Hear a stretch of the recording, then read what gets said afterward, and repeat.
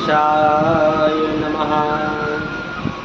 श्री सरस्वत्यै नमः। श्री सद्गुरु चरण कमलेभ्यो नमः।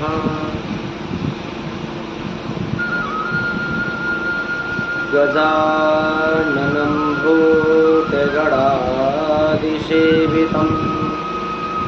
कपिध्वजम्बूफलचारुभक्षणम् उमासुतं शोकविनाशकारिकं नमामि विघ्नेश्वरपादपङ्कजम्। गुरुर्ब्रह्मा गुरुर्विष्णुः गुरुर्देवो महेश्वरः गुरुर्साक्षात् परब्रह्म तस्मै श्री गुरवे नमः।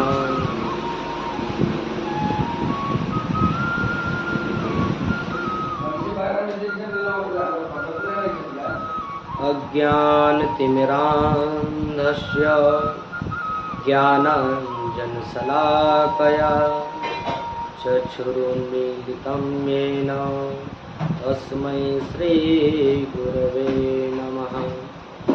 कृष्णाय वासुदेवाय हरये परमात्मने प्रणतः क्लेशनाशाय गोविन्दाय नमो नमः। सब द्वारन को छोड़कर मैं आयो तेरे द्वार। हे वृषभानु की लाडली नेक मेरी ओर निहार, नेक मेरी ओर निहार। बोली श्रीमद् भागवत महापुराण की, श्री व्यासदेव भगवान की, श्री सुखदेव जी महाराज की, श्री परीक्षित जी महाराज की जय। जय श्री राधे श्याम।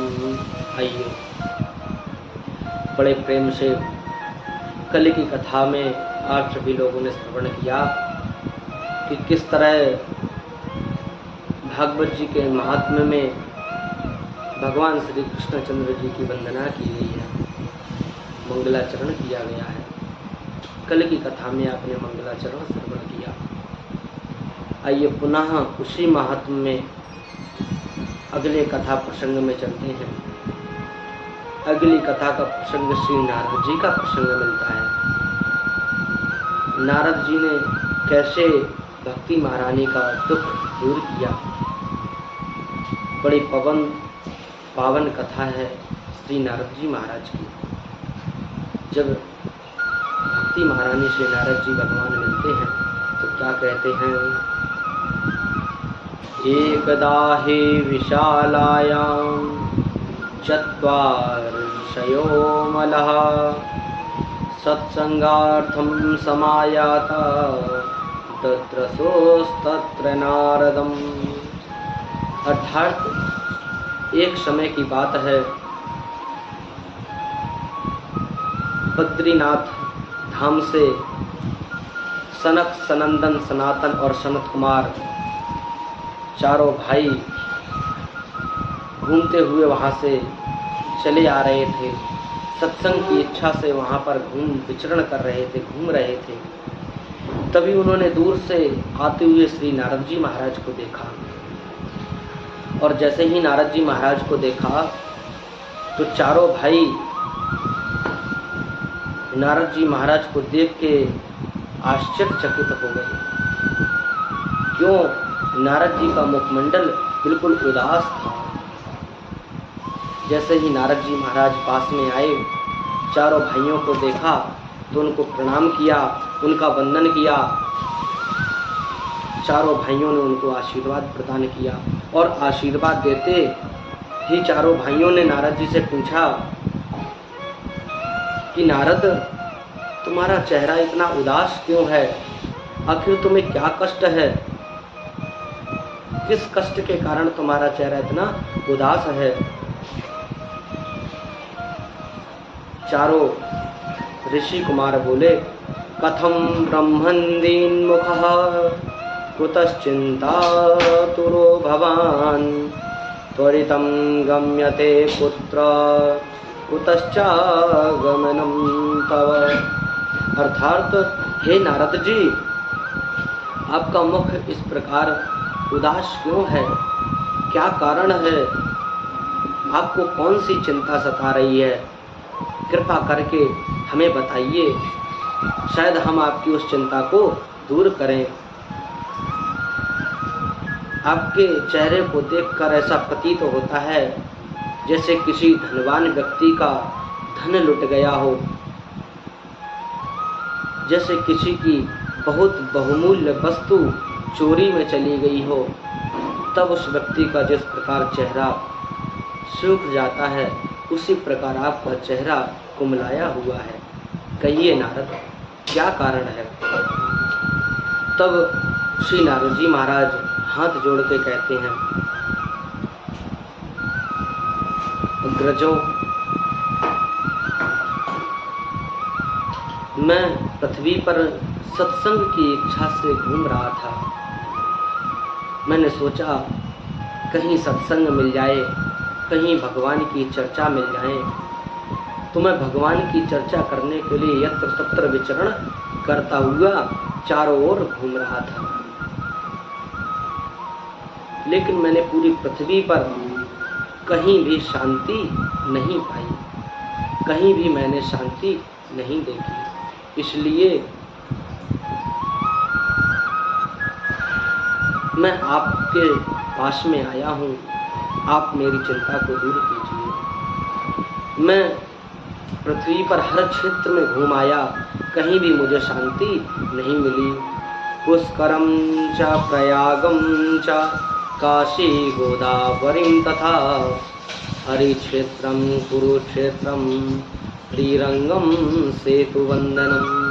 अर्थात हरिक्षेत्र, कुरुक्षेत्र, प्रयाग, काशी, इन सब जगहें मैंने घूम लिया, लेकिन कहीं भी मुझे शांति नहीं मिली।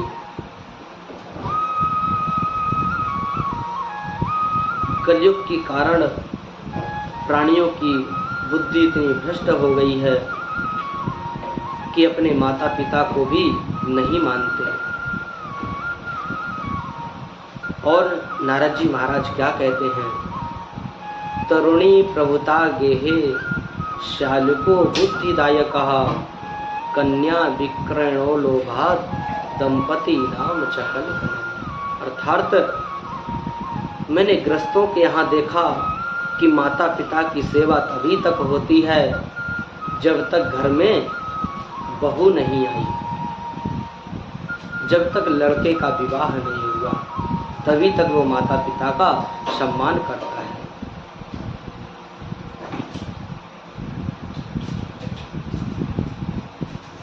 जैसे ही घर में उसका विवाह हो जाता है, नई बहू आ जाती है, तो लड़का अपने माता पिता का सम्मान करना भूल जाता है। और शालको बुद्धिदायक कहा, उसके जो साले हैं वो सलाहकार बन जाते हैं। घर में कोई भी बात विमर्श करनी होगी तो साले से सलाह ली जाती है। और बोले बहुत बड़ा आश्चर्य हमने देखा, कन्या विक्रयणो बाद दंपति नाम चकल करम। अर्थात कन्या का क्रय विक्रय होने लगा है,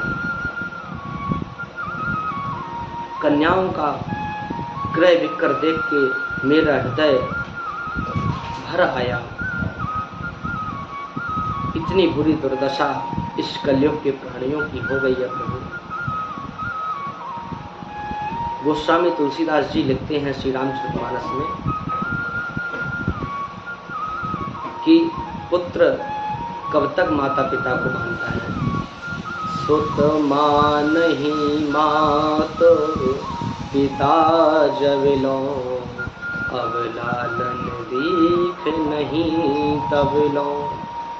ससुरार प्यार लगी जब ते, रिपुरूप कुटुंब भये तब ते। अर्थात गोस्वामी जी महाराज लिखते हैं कि जब तक पुत्र का विवाह नहीं होता है तब तक माता पिता का सम्मान करता है। ससुरार प्रियारी लगी जब से रिपु रूप कुटुंब भय तब से। जब से उसका विवाह हो गया उसको ससुराल प्रिय लगने लगती है, अपने खानदान के लोग उसको अप्रिय लगने लगते हैं, माता पिता अप्रिय लगने लगते हैं।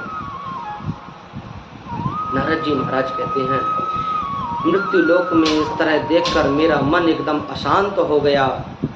मैंने सोचा कि अब कहाँ जाएं, तो मुझे याद आया कि श्रीधाम वृंदावन में चलें, यमुना पुलिन पे जहाँ भगवान कृष्ण ने सुंदर बंशी का निनाद किया था, चलो वहीं चलते हैं, वहाँ पर हो सकता हमारे हृदय को कुछ शांति मिले। ऐसा विचार कर मैं वृंदावन धाम में पहुँचा, यमुना के किनारे बैठा, लेकिन वहाँ भी मैंने एक बहुत बड़ा आश्चर्य देखा।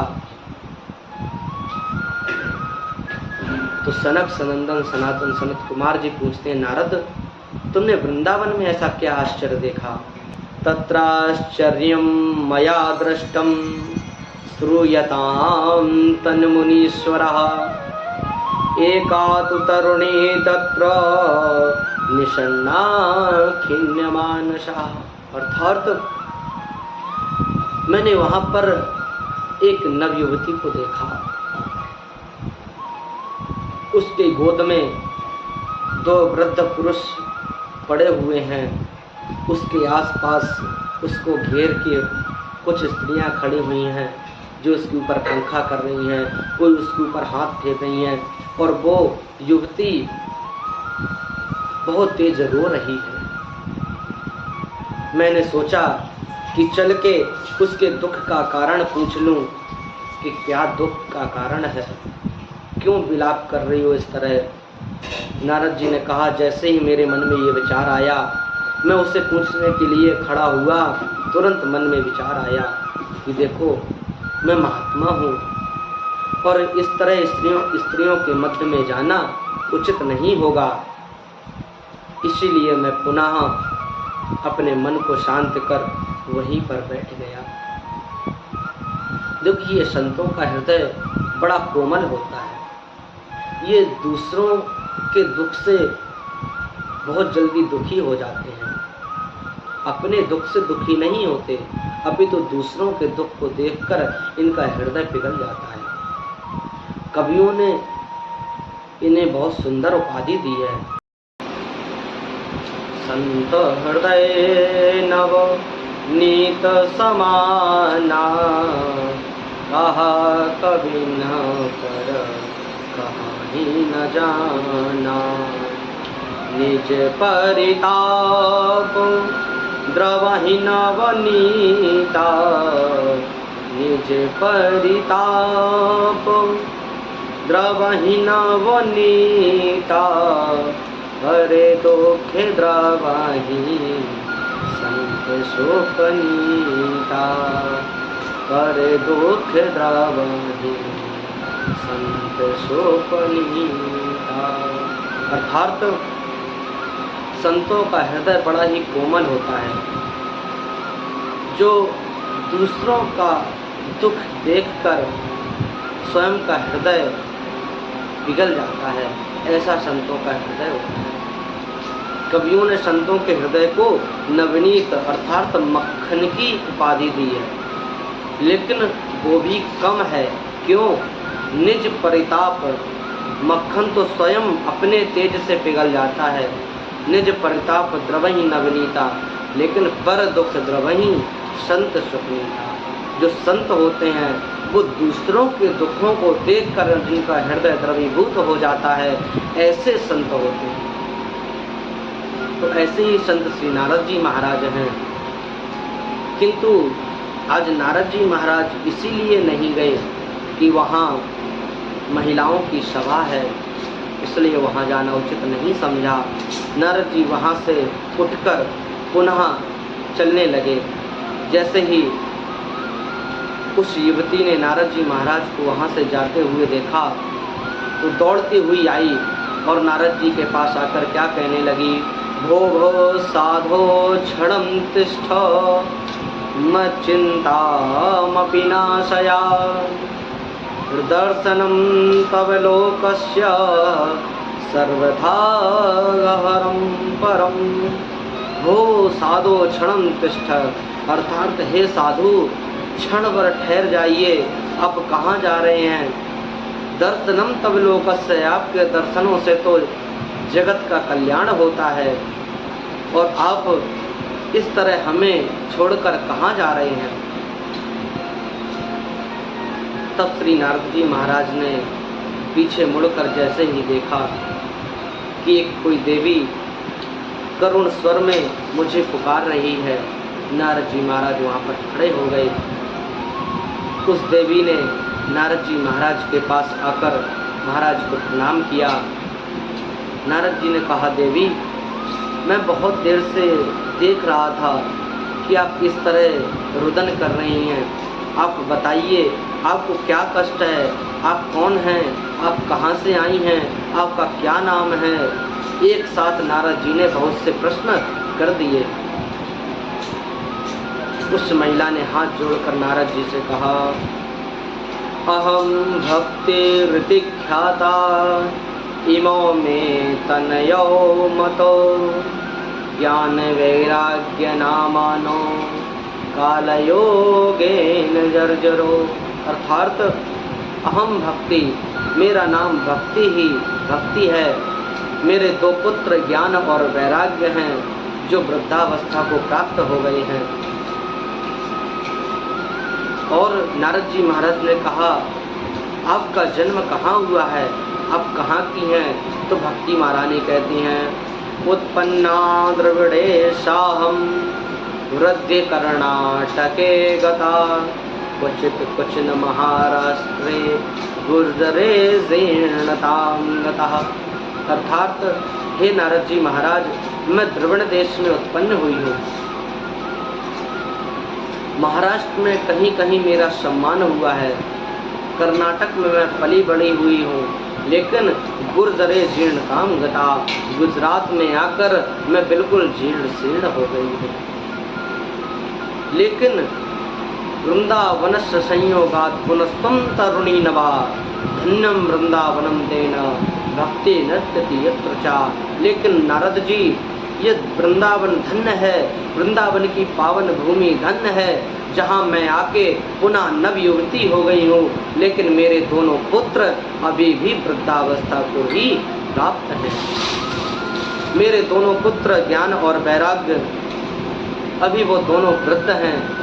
आप कृपा करके उनकी वृद्धावस्था दूर कर दीजिए, यही मैं आपसे प्रार्थना कर रही हूँ। नारद जी महाराज ने कहा, आप चिंता मत कीजिए, आपके पुत्रों की शीघ्र ही मैं वृद्धावस्था को नष्ट कर दूंगा। भक्ति महारानी जैसे ही नारद जी के ये विचार सुने, भक्ति महारानी गदगद हो गई। नारद जी महाराज पूछते हैं, अच्छा ये बताओ, आपको और कहीं स्थान नहीं मिला जहां आप के पुत्र पुनः युवा हो जाएं? भक्ति महारानी कहा, नारद जी महाराज, मैं हर जगह घूमकर आई हूँ, मुझे कोई भी ऐसा स्थान नहीं मिला जिस स्थान में रह के मेरे पुत्र युवा हो जाएं, मेरे पुत्रों की मूर्छा दूर हो जाए। ऐसा मुझे कोई भी देश या कोई भी स्थान नहीं मिला। नारद जी महाराज कहते हैं, आप चिंता मत कीजिए देवी, मैं कुछ उपाय करके आपके पुत्रों की शीघ्र ही मूर्छा को दूर कर दूंगा। यह सुनकर भक्ति महारानी गदगद हो गई।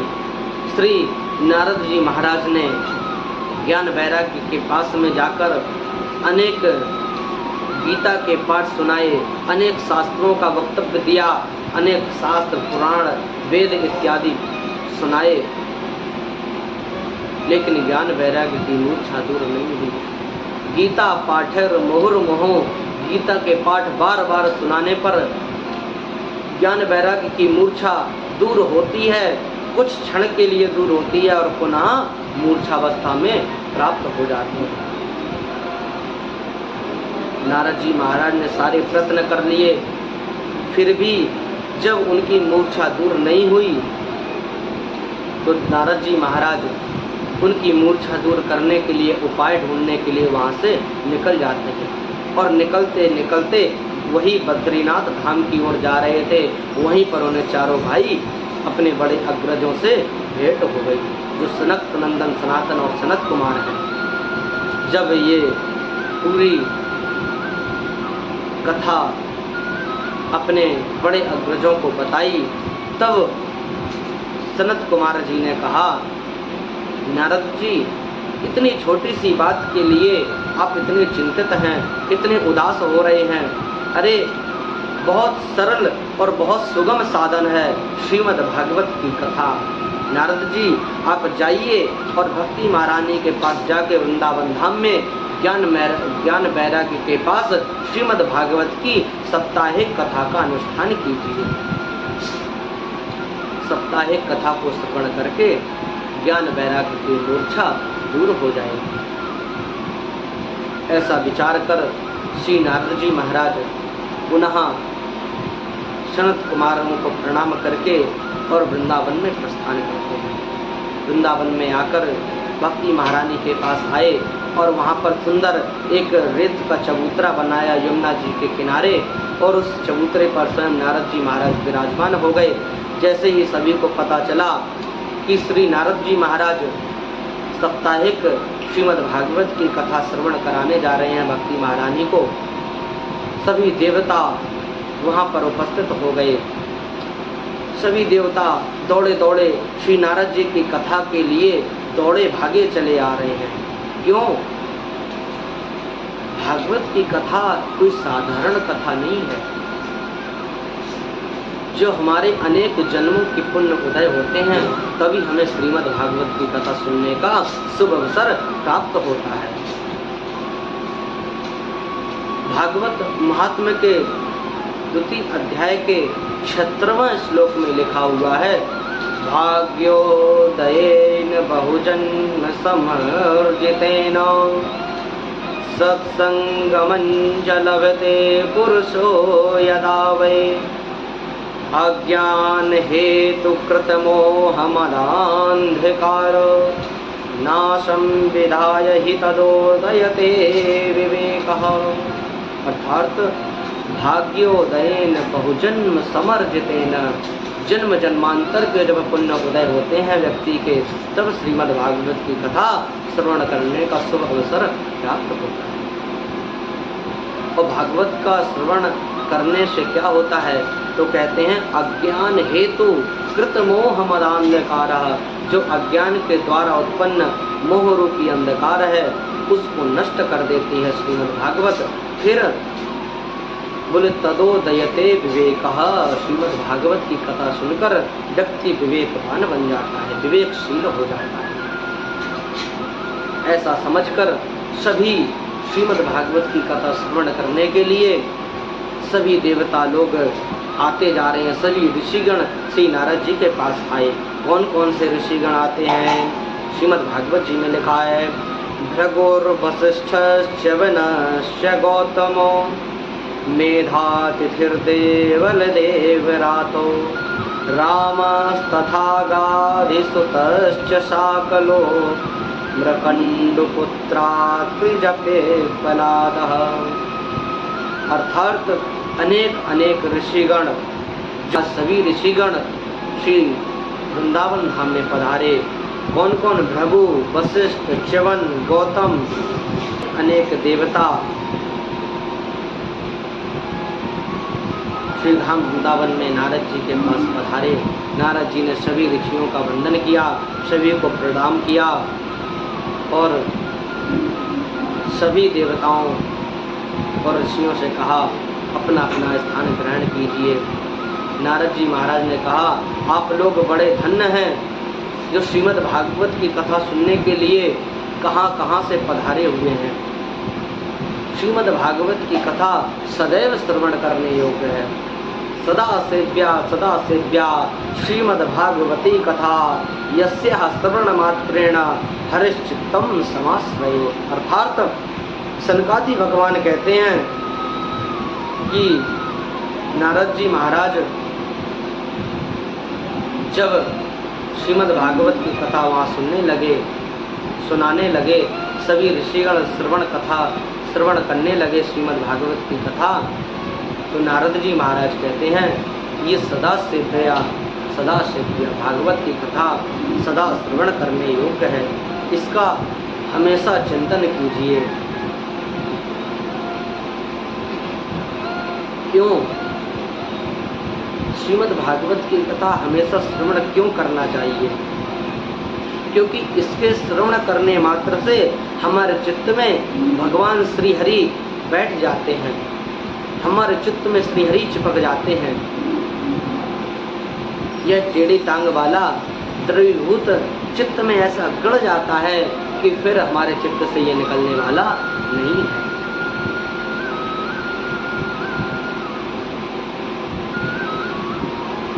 भगवान किसी के हृदय में इतनी जल्दी विराजमान नहीं होते, और एक बार जिसको भगवान पकड़ लेते हैं जीवन भर फिर उसको नहीं छोड़ते।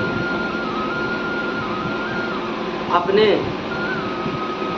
मछुआरों को देखा होगा, मछली पकड़ने वाले जो होते हैं वो अपनी छड़ी में एक बंसी लगा लेते हैं, उसको बंसी बोला जाता है। एक कांटा लगाते हैं और कांटे में कुछ फंसा देते हैं जिसको मछलियाँ खाती हैं, और वो कांटा उनके मुख में फंस जाता है और फिर मछली वो खींच लेती है। मछली चाहकर भी फिर अपने आप को नहीं छुड़ा सकती। और वैसे ही हमारे ठाकुर जी का एक नाम है क्या? कृष्ण। कर्षयति इति कृष्णा, अर्थात जो सभी के मन को अपनी ओर आकर्षित करे उसको कृष्ण कहते हैं। कृष्ण के नीचे जो रा, का के नीचे जो रा लगा हुआ है ना, यही वो बंसी है। इसमें जिस भक्त का चित्त एक बार चिपक जाता है वो चाहकर भी अपने चित्त को फिर नहीं छुड़ा सकता। भगवान इतनी जल्दी किसी को पकड़ते नहीं हैं, लेकिन एक बार जिसको पकड़ लेते हैं उसको फिर जीवन में कभी छोड़ते नहीं। इसीलिए मैं श्रीमद् भागवत की कथा बार बार भगवान की कथाओं का श्रवण करना चाहिए, क्योंकि भगवान की कथा श्रवण करने से हमारा मन पवित्र होता है, हमारा हृदय शुद्ध होता है, अंतःकरण हमारा शुद्ध होता है, हमारे मन में सात्विक विचार आते हैं, हमारे विचार बदल जाते हैं। इसलिए हमें श्रीमद् भागवत की कथा हमेशा श्रवण करनी चाहिए।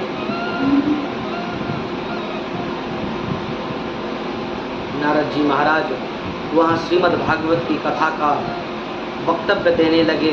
सभी ऋषिगण आज श्रीमद् भागवत की कथा श्रवण कर रहे हैं। भक्ति महारानी वहाँ बैठी हुई हैं। अचानक से नारद जी महाराज ने एक कीर्तन प्रारंभ कर दिया। उसी कीर्तन के मध्य श्री भक्ति महारानी प्रकट हो गई। उनके ज्ञान वैराग्य दोनों पुत्र युवा अवस्था को प्राप्त हो गए और वहाँ भागवत की कथा के मध्य भजन में दोनों नृत्य करने लगे। ज्ञान और वैराग्य दोनों नृत्य करने लगे। भक्ति महारानी भी उनके साथ नृत्य करने लगी। धन्या भागवती वार्ता, ये भागवत की कथा धन्य है जिसको श्रवण करके भक्ति महारानी ज्ञान वैराग्य के साथ आज पुलकित हो गई। आज पुलकित होके नृत्य करने लगी। सभी ऋषिगणों ने कहा धन्य है श्रीमद् भागवत की कथा जिसने ज्ञान और वैराग्य को भी युवान कर दिया है, उनको भी युवा अवस्था प्राप्त कर दी है। ऐसी श्रीमद् भागवत की कथा को बारंबार प्रणाम है। श्रीमद् भागवत की कथा यदि एक बार किसी व्यक्ति ने अपने सच्चे हृदय से, सच्चे मन से अगर श्रवण कर ली है तो उस व्यक्ति को जीवन में कभी भी किसी भी कठिनाई को बहुत आसानी से पार कर लेगा वो व्यक्ति जिसने श्रीमद् भागवत की कथा को बहुत अच्छे से श्रवण किया है। श्रीमद् भागवत की कथा में ऐसे ऐसे रोचक तत्व हैं जिनसे हमारा जीवन बड़ा पवित्र और बड़ा सुखमय होता है। आपने श्रवण किया कैसे श्रीमद् भागवत की कथा से भक्ति महारानी का दुख दूर हुआ, ज्ञान वैराग्य पुनः अपनी युवावस्था को प्राप्त हो गई। ऋषियों ने कहा, हे नारद जी महाराज, क्या श्रीमद् भागवत की कथा से कभी प्रेतों का उद्धार हुआ है? क्या कभी किसी प्रेत ने श्रीमद् भागवत की कथा को सुनकर मोक्ष को प्राप्त किया है? क्या ऐसा कभी हुआ है? नारद जी महाराज कहते हैं, हाँ, ऐसा भी हुआ है। ये मानवः पाप कृतस्तु सर्वदा सदा दुराचाररता विमार्गगः क्रोधाग्निदग्धः कुटिलश्च कामिनः सप्ताहयज्ञेन कलो पुनन्ति ते। अर्थात जिसने जीवन में केवल पापी कर्म ही किए हैं, कभी भी पुण्य किया ही नहीं है, सदा दुराचाररता विमार्गः, अर्थात जिन्होंने अपने जीवन में सदा दुराचार ही किया है, सदा पापाचार किया है, वो भी श्रीमद् भागवत की साप्ताहिक कथा को श्रवण करके मोक्ष को प्राप्त कर सकते हैं, अपने जीवन को धन्य बना सकते हैं। और तो और जो प्रेत योनि में पड़े हैं, जो किसी कारणवश अपने कर्मों के अनुसार प्रेत योनि में पहुंच गए हैं, उनको भी इस श्रीमद् भागवत की कथा मोक्ष को प्रदान करती है। इसलिए ऐसी श्रीमद् भागवत की कथा को हमें सदैव श्रवण करना चाहिए, सदैव इसका चिंतन और मनन करना चाहिए, और भगवान का कीर्तन हमें नित्य करना चाहिए। आज एक बात और आपको विशेष बता दें, हम अपने घर को यदि दोष रहित करना चाहते हैं, सभी दोषों से मुक्त करना चाहते हैं अपने घर को, तो घर में भजन कीर्तन जरूर करना चाहिए। भगवान का जिस घर में कीर्तन होता है, उस घर में कभी भी नेगेटिव ऊर्जा नहीं रहेगी, नेगेटिव ऊर्जा का वास नहीं होता है उस घर में। इसलिए सदैव हमें कीर्तन करना चाहिए अपने घर में। प्रातःकालीन वेला में यदि कर सकते हैं तो प्रातः को करिए, संध्याकालीन वेला में यदि आप कर सकते हैं तो संध्याकालीन वेला में कीर्तन कीजिए। ज़्यादा नहीं तो 15 मिनट कीजिए, क्योंकि एक घड़ी आधी में पुण्याद। आप 1 घंटा कीजिए, आधा घंटा कीजिए, 15 मिनट कीजिए, लेकिन कीर्तन अवश्य कीजिए। और यदि हो सके तो अपने परिवार के सभी सदस्यों को बैठाकर और फिर कीर्तन कीजिए। देखना बहुत जल्दी ही आपके घर में एक सात्विक ऊर्जा रहेगी, बच्चों का पढ़ने में बहुत अच्छा मन लगने लगेगा, और आपके जितने भी घर के दोष हैं वो सब नष्ट हो जाएंगे। यदि घर में कोई बीमार भी है तो उसकी बीमारी में भी सुधार होने लगेगा, उसकी बीमारी भी ठीक होने लगेगी। बस यही एक दवाई है, यही एक औषधि है कि अपने घर में रोज 15 मिनट कीर्तन कीजिए। आज आपने श्री भक्ति महारानी का चरित्र सुना, कैसे भक्ति महारानी का दुख दूर किया नारद जी ने इसी श्रीमद् भागवत की कथा के माध्यम से। पुनः कल की कथा में आप श्रवण करेंगे कि इससे किस प्रकार के प्रेत मुक्त हो सकते हैं, किस प्रकार के प्रेत मोक्ष प्राप्त कर सकते हैं। ये कल की कथा में आप सभी लोग श्रवण करेंगे। अभी की कथा श्री राधे राधे।